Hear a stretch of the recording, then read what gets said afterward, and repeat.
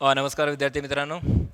कोपरगाव तालुका education सोसायटीचे के. रोहमारे कला वाणिज्य व विज्ञान कनिष्ठ महाविद्यालय कोपरगाव आयोजित ऑनलाईन लेक्चर सिरीजमध्ये मी प्राध्यापक जयदुर्ग जी आपलं या ठिकाणी सहर्ष स्वागत करतो. बुककीपिंग अँड अकाउंटन्सी सब्जेक्टमधील सेकंड नंबर चॅप्टर आपण अभ्यास आहोत, accounts of not for profit concern. यामध्ये आज आपण ॲडजस्टमेंट्स या ठिकाणी अभ्यासणार आहोत. ॲडजस्टमेंट्स अकाउंटिंग प्रॉब्लेम सॉल्व्ह करण्याकरिता आपल्याला आवश्यक असणार आहेत, त्या कशा पद्धतीने आणि कुठल्या असणार आहेत ते आपण या ठिकाणी अभ्यासतो आहोत.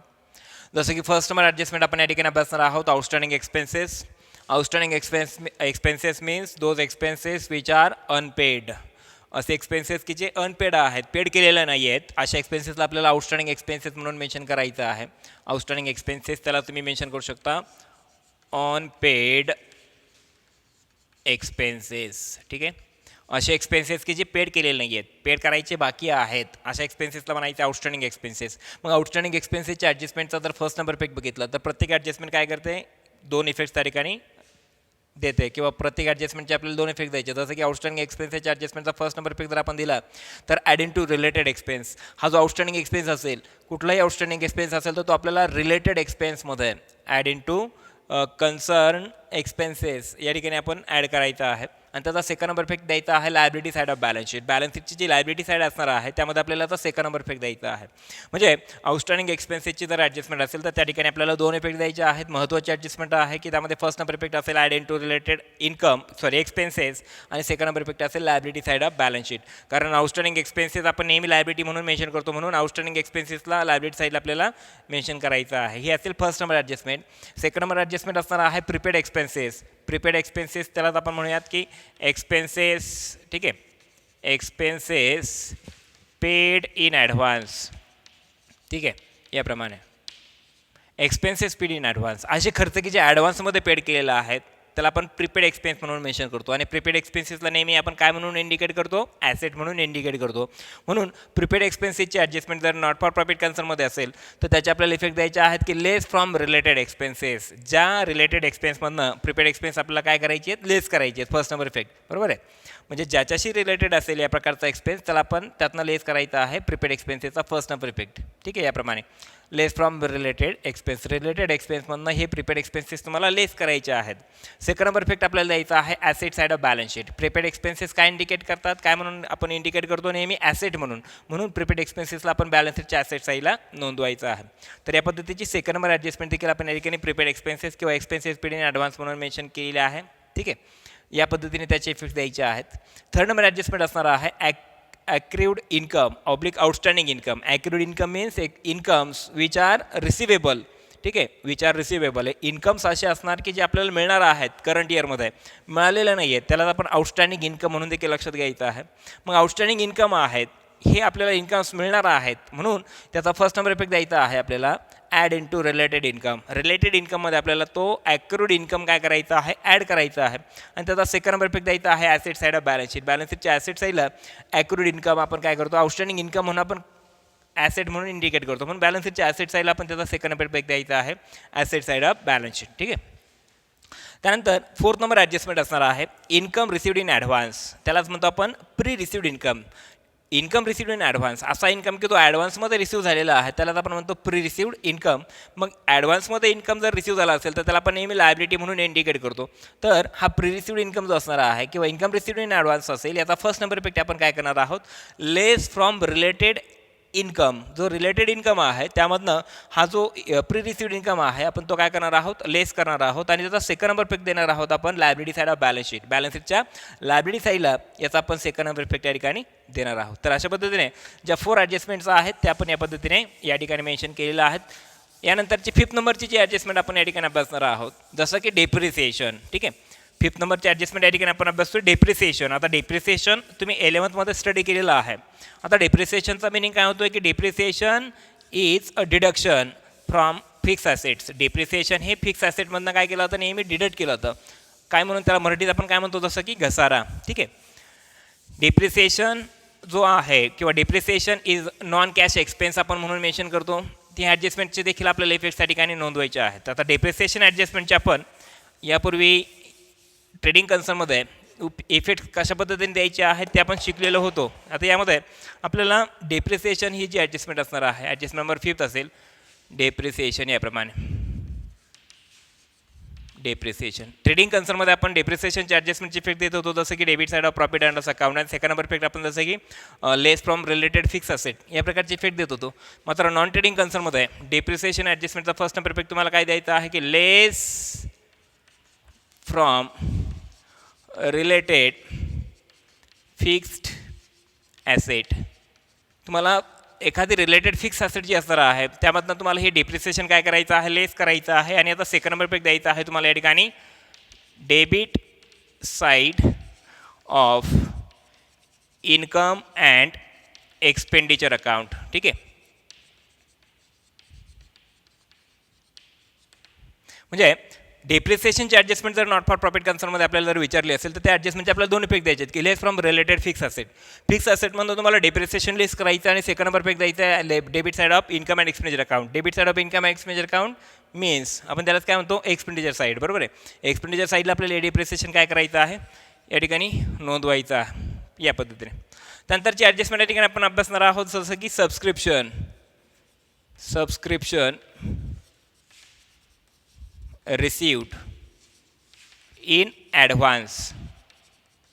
आता जर सबस्क्रिप्शन रिसिव्ड इन ॲडव्हान्स याचा अर्थ काय असेल की नेक्स्ट इयरचं सबस्क्रिप्शन हे करंट इयरमध्ये जर रिसिव्ह झालं असेल तर या सबस्क्रिप्शन रिसिव्ड इन ॲडव्हान्स या ॲडजस्टमेंटचे आपल्याला दोन इफेक्ट द्यायचे आहेत. जसं की subscription is a major source of not for profit concern, major source of income of not for profit concern. Subscription हा नॉट फॉर प्रॉफिट कन्सर्नचा मेजर सोर्स आहे कसला, इन्कमचा.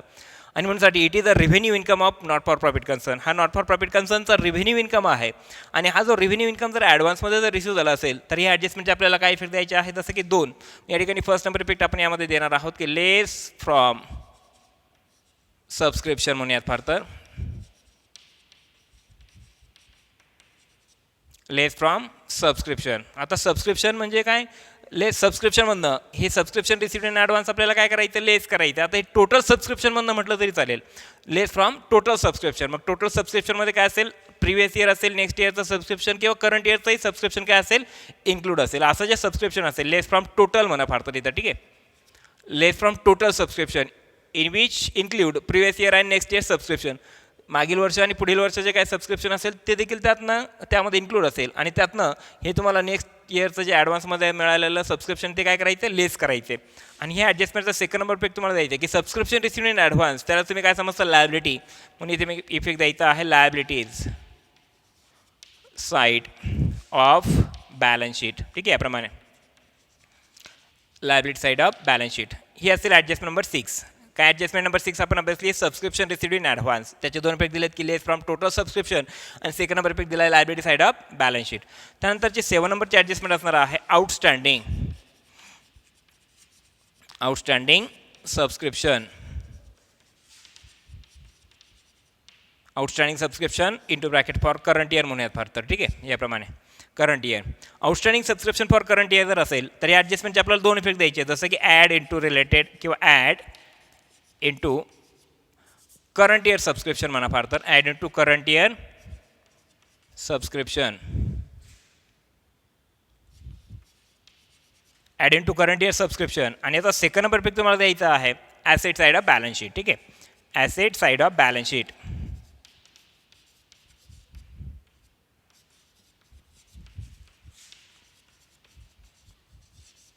Asset side of balance sheet. तर अशा पद्धतीने 7 नंबर ॲडजस्टमेंट काय होती, outstanding subscription. Outstanding subscription means subscription receivable. बरोबर आहे, unpaid subscription which is receivable. हे outstanding subscription for current year म्हटलं आपण तिथे. तर त्या ठिकाणी ते ॲड करायचं आहे आपल्याला. कशामध्ये ॲड करायचं आहे, करंट इयर सबस्क्रिप्शनमध्ये आपल्याला ॲड करायचं आहे. आणि त्याचा सेकंड नंबर इफेक्ट द्यायचा आहे asset side of balance sheet या पद्धतीने. ठीक आहे, त्यानंतर जी ॲडजस्टमेंट असणार आहे जसं की कॅपिटलायझेशन ऑफ एंट्रान्स फीज. जसं की आपण 8 नंबर ॲडजस्टमेंट बघूयात की कॅपिटलायझेशन ऑफ एंट्रान्स फीज. इथे एंट्रान्स फीज असू शकेल किंवा त्यामध्ये ॲडमिशन फीज असू शकेल याप्रमाणे, किंवा त्या ठिकाणी लिगसीज असू शकेल. बरोबर आहे, लिगसीज याप्रमाणे.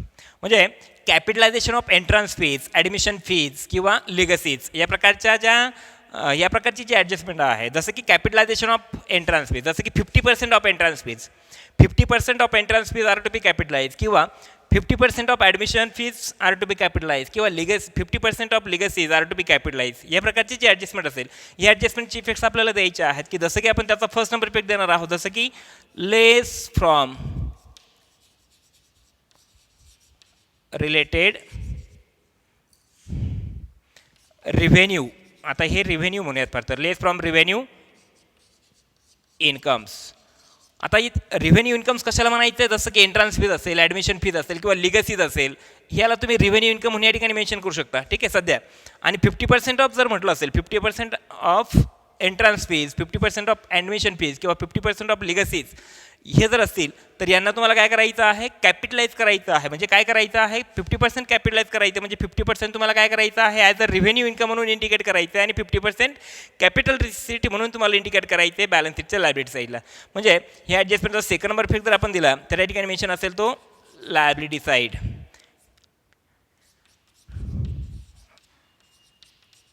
Of balance sheet.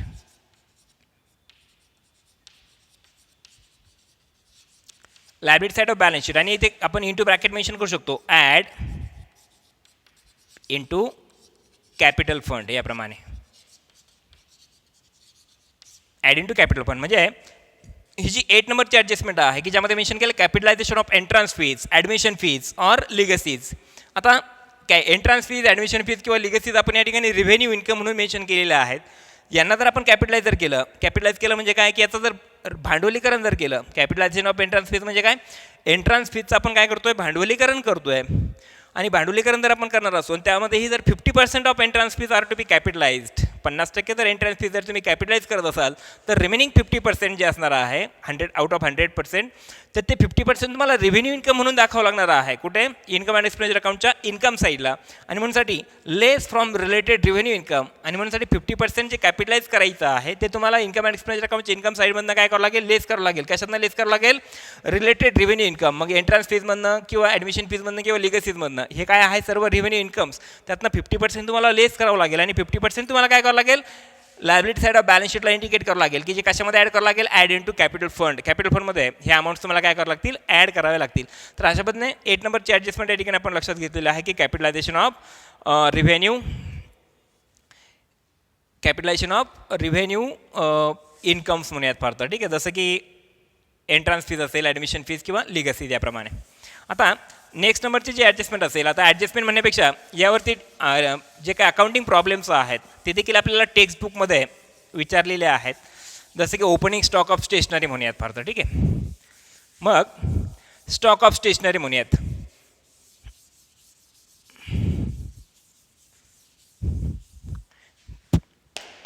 नेक्स्ट नंबरची जी ॲडजस्टमेंट असणार आहे, की स्टॉक ऑफ स्टेशनरी. सपोज या पद्धतीने नंबर 9 ॲडजस्टमेंट असेल.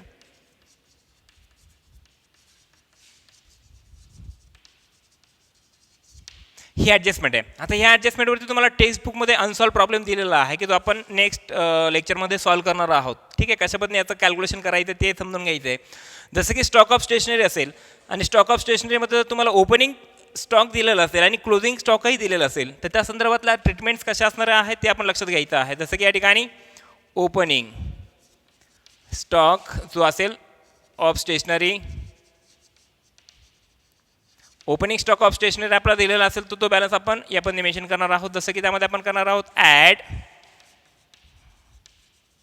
Purchases of stationery. स्टेशनरी आपण जे काय परचेस करतो त्या ठिकाणी काय करायचं, त्यामध्ये ॲड करायचं आहे. त्याचप्रमाणे मेन्शन केलं आहे की ॲड आउटस्टँडिंग. सपोज एखादं बिल असेल, ॲड आउटस्टँडिंग स्टेशनरी बिल. एखादं स्टेशनरी बिल असेल तर ते देखील आपण त्या ठिकाणी काय करतोय, ओपनिंग स्टॉक ऑफ स्टेशनरीमध्ये ॲड करतोय. आणि त्यातनं तुम्हाला काय करायचं आहे, लेस क्लोजिंग स्टॉक ऑफ स्टेशनरी हा बॅलन्स तुम्हाला काय करायचा आहे, लेस करायचा आहे. तर अशा पद्धतीने स्टॉक ऑफ स्टेशनरी रिगार्डिंग या प्रकारच्या ट्रीटमेंट्स तुम्हाला द्यायच्या आहेत की ओपनिंग स्टॉक ऑफ स्टेशनरी असेल त्यामध्ये तुम्हाला त्या ठिकाणी पर्चेसेस ऑफ स्टेशनरी ॲड करायचं आहे. हे तुम्हाला इन्कम अँड एक्सपेंडिचर अकाउंटच्या एक्सपेंडिचर साईडला म्हणजे इन्कम अँड एक्सपेंडिचर अकाउंटच्या डेबिट साईडला याचं कॅल्क्युलेशन करायचं आहे. त्याचबरोबर त्यामध्ये तुम्ही ॲड आउटस्टँडिंग जे काय स्टेशनरी बिल असेल ते तुम्हाला ॲड करायचं आहे.